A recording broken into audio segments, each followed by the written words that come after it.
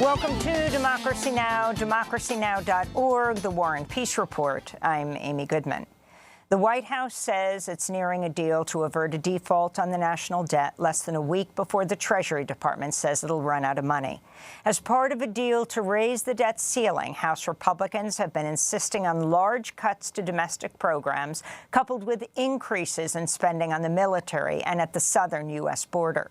Under an emerging plan, Republicans led by Kevin McCarthy, the House Speaker, would agree to raise the debt limit for 2 years in exchange for strict caps on non-military discretionary spending. President Biden said he's optimistic he'll strike a deal before the June 1st deadline.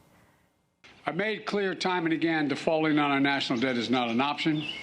The American people deserve to know that the Social Security payments will be there. The Veterans Hospitals remain open, and that economic progress will be made, and we're going to continue to make it. Default puts all that at risk.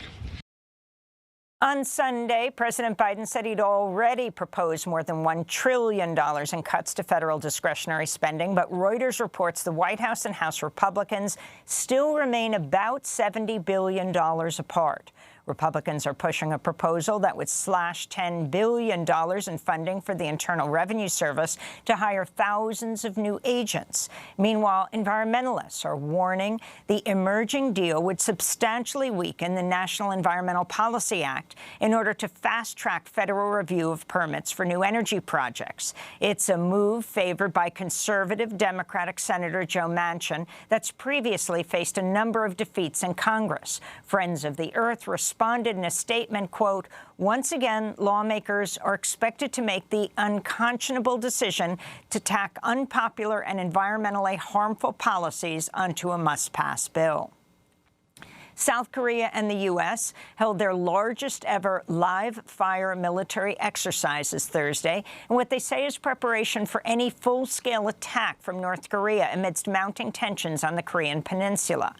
Officials say another 4 drills will take place in the coming weeks. This came just days after South Korea and the European Union agreed to increase security cooperation. This is EU Commission President Ursula von der Leyen. Just like we do not accept Russia's military aggression against Ukraine, we condemn the DPRK's constant nuclear saber rattling. We stand firmly by the Republic of Korea. Meanwhile, North Korea labeled plans by South Korea, the U.S. and Japan to share real-time data on North Korean missile launches as sinister. In Paris, French riot police deployed tear gas and pepper spray as hundreds of climate activists converged on the Total Energies shareholder meeting earlier today. Investors are voting on a resolution to make accelerated emissions cuts in line with the French government's climate goals, a measure opposed by Total's board. The protests in Paris come days after activists in London disrupted Shell's annual shareholders meeting. Here in the United States, the Supreme Court has sharply limited the authority of the Environmental Protection Agency to protect and preserve wetlands under the Clean Water Act, a landmark half-century-old environmental law. Thursday's 5-4 opinion, written by Justice Samuel Alito, effectively ends protections for about half of all the wetlands in the contiguous United States. Conservation groups called the ruling a devastating setback for clean water and called on Congress to pass new legislation protecting wetlands. This is White House Press Secretary Karine Jean-Pierre. The court's decision today aims to take our country backwards. It will jeopardize the sources of clean drinking water for farmers, businesses, and millions of Americans. Look, the Clean Water Act is the reason why America's lakes today are swimmable, why we can fish in our streams and rivers, and why safe drinking water comes out of our taps. Indiana's state medical board has reprimanded and fined an Indianapolis doctor who publicly disclosed she'd performed an abortion on a 10-year-old rape survivor from Ohio last year. A majority of the board found Dr. Caitlin Bernard violated privacy laws by speaking about the girl's case, fining her $3,000. At Thursday's hours-long disciplinary hearing, Dr. Bernard explained why she decided to speak out. I think that it's incredibly important for people to understand the real world impacts of the laws of this country about abortion or otherwise. I think it's important for people to know what patients will have to go through because of legislation that is being passed. Indiana's Republican Attorney General Todd Rokita launched an investigation into Bernard last year after she came forward calling her unfit to practice medicine and urging the board to take disciplinary action against her. Abortion is still legal in Indiana up to 22 weeks of pregnancy.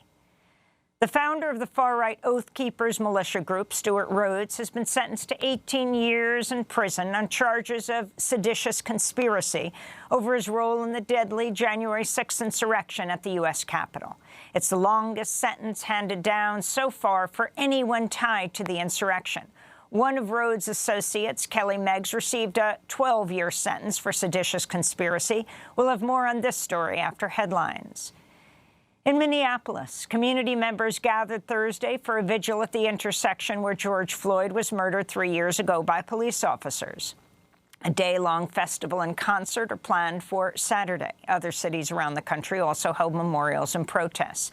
In related news, The Guardian reports U.S. cities will pay at least $80 million to racial justice protesters who were violently attacked by police in various incidents during the Black Lives Matter uprising following Floyd's killing in 2020. That number, already record-breaking, is expected to go up as pending lawsuits are resolved. In New York City, protesters, activists, and dozens of groups are calling on the city council to disband the NYPD's Strategic Response Group, which is engaged in brutal attacks on demonstrators. Scores of New Yorkers testified this week, including organizer Isabel Leyva. During the more than 200 protests that I have documented at since 2020 myself with my 2 eyes, I have seen the SRG use barricades to break limbs. I have seen the SRG kettle protesters and pummel trapped people with batons and fists. I have seen the SRG hold a taser to the head of an unhoused man while clearing Washington Square Park after curfew. I have seen the SRG use their bicycles like baseball bats, swinging them at people's heads. I have seen the SRG stand on top of cars and swing their batons at the crowd below. I have seen the SRG pile on top of protesters as they scream, "I can't breathe." A Mississippi family is demanding accountability after a police officer shot an 11-year-old black boy who'd called 911 for help. Adarian Murray's mother had given him a cell phone and asked him to call the police during a domestic disturbance with the father of another one of her children.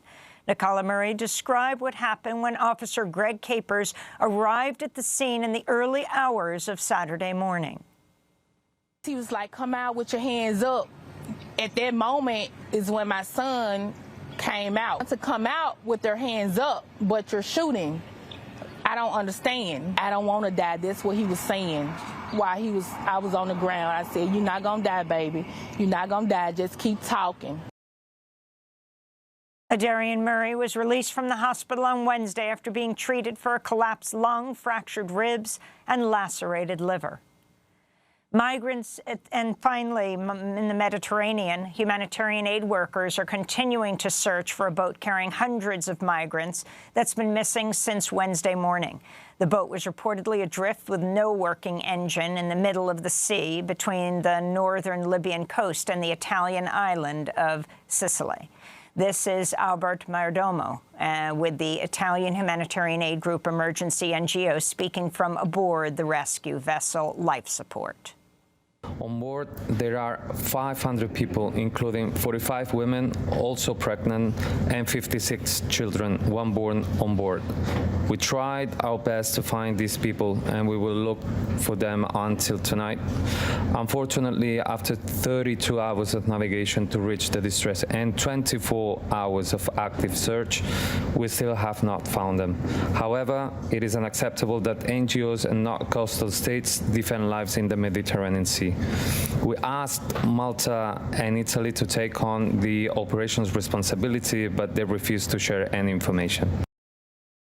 In related news in France, 5 soldiers have been criminally charged, accused of refusing to rescue a group of migrants, resulting in the deaths of 27 people as they crossed the English Channel in a small boat in November 2021.